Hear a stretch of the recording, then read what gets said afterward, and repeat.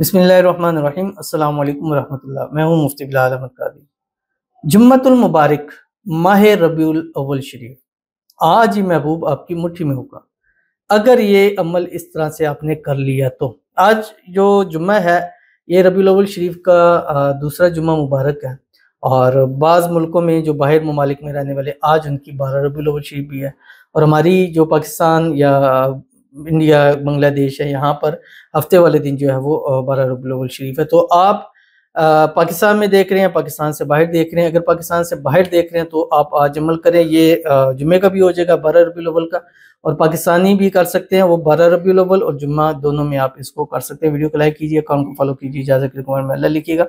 आज के दिन आपने 3 तस्बीह पढ़नी है। अल्लाहुम्मा सल्लि अला मुहम्मद व अला आलि मुहम्मद, या मुक़ल्लिबल क़ुलूब क़ल्लिब क़ल्बी इलैया फ़ुलां अला बिफ़ुलां, पहले फ़ुलां पर महबूब का नाम, और आखिर में बिहक़ की या मुसब्बिबल अस्बाब सब्बिब लियल खैर।